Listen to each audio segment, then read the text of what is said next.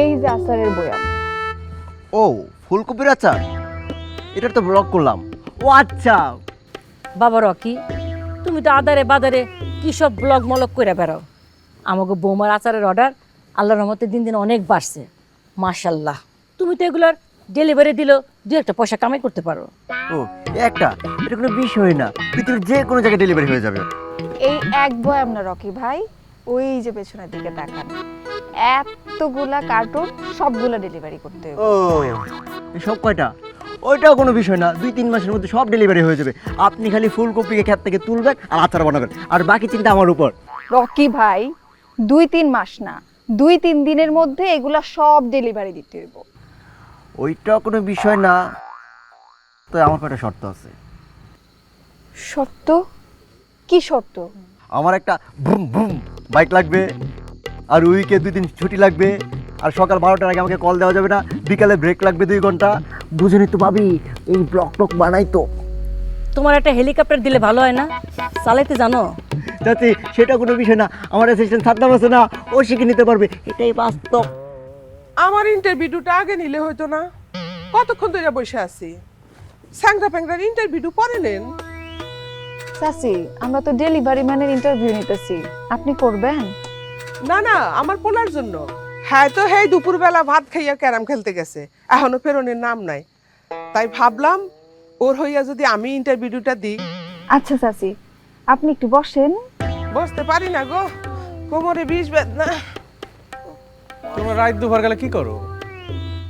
Delivery ম্যানের interview নিতেছি। Rocky ভাইরে কইছিলাম বিকালে আসার জন্য, আর সে আসছে কিনা সন্ধ্যার অনেক পর। রকি যাইছে এই তো বেশি। গাইজ, আমার অনেক কাজ থাকে, বিজি ব্লগার, ইউ নো। তোর ব্লগার গিরি বাদ দে। আচ্ছা, এই ডেলিভারি নিয়ে এত টেনশনের কি আছে? আমি তো আছি, আমি ডেলিভারি কাজটা করে দিতে পারি না? না না না না, তুই পারবি না। পাগল হইছিস? কেন মা? মানুষে কি কইব? মানুষের কর কি আছে? আমি সকালের দোকানে যাওয়ার সময় কুরিয়ার সার্ভিস হয়ে যাব, আর অর্ডার তো আমার ফোনেই আসে। আর আমি খোঁজ নিয়ে দেখছি অনলাইনে অনেক ডেলিভারি সার্ভিসও আছে। কিন্তু ব্রো, ঘরে বউ পায়ের উপর পা তুলে ইনকাম করবো, আর তুমি মজদুরি করবা, লোকে তো তোমাকে বলবে বউয়ের গোলাম, স্বামী কেন চাকর, সরি ডেলিভারি ম্যান। শোন, এই সমস্ত মানদাতার আমলে কথাবার্তা চলবে না। আর যেই টাকা বাঁচবো সেই টাকা জমাইয়া আমরা গাড়ি কিনবো, গাড়ি কিনে বউ নিয়ে একসাথে তোর সামনে তো ঘুরমু, তোরা দেখবি আর জ্বলবি, আর ওই যে লুচির মতো ফুলবি। কি চাচি? তা যাই কো, পোলার বউ ব্যবসা করব, আর পোলা সেটা মাথায় করে নিয়ে মানুষের দুয়ারে দুয়ারে ঘুরবো। মান সম্মান কিছু আর থাকবো? পুরুষ মানুষের একটা ওজন আছে না। চাচি, তোমার ওজনদার পোলারে দেখলাম বাজারে সিপাই দাঁড়াইয়া ক্রাম খেলতে আছে, আর তুমি এখানে বসে ইন্টারভিউ দিতেছো। এটা তোজন বাড়লো নাকি আমি পরিবারের সাহায্য করতেছি এইটা তোজন বাড়লো? এই যে শালুক ঘরে বসে আয় করবা চায়, আমি যদি তার ব্যবসায়ী পার্টনার হই তাহলে আমাদেরই তো লাভ, নিজেদের কামে লজ্জা কিসের, তাই না চাচি? গাইজ, ব্যাপারটা তো বুঝতেছি না, আমার চাকরিটা কি হইলো না গেল? তোর চাকরিটা আসার আগে চলে গেল রে বন্ধু। তাহলে আমার ড্রিম বুম বুম বাইকটা? তোর স্বপ্ন স্বপ্নই থেকে গেল রে বন্ধু, এটাই বাস্তব। মা শোনো, তোমাকে আর ইন্টারভিউ নেওয়ার দরকার নাই, শালুক আর আমি বসে ডেলিভারি ব্যবস্থাটা করতেছি। হ্যাঁ হয়েছে, আচার আমরাও বানাইতে পারি, আমাকে চাকরি লাগবো না।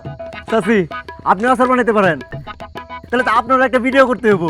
হ্যাঁ, আমার মতো ব্লগার থাকতে আপনার টেনশন কি? চলেন আপনার সাথে বিজনেস ডিলটা সাইরা ফেলে। চলো চলেন। হ্যালো গাইজ, আমি এখন নতুন এক কাম Hello, guys. আপনাদের নিয়ে আসছি, আচার বানাবো ফুলকপি। চলেন গাইজ।